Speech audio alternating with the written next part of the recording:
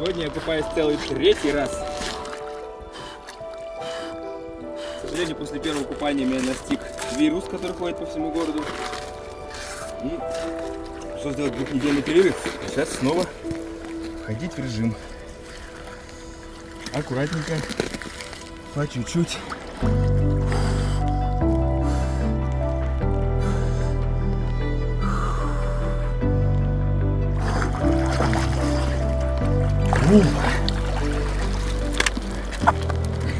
Все.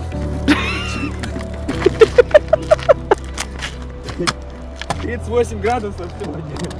Федерация зимнего плавания. Вот. Так что приходите, всех ждем.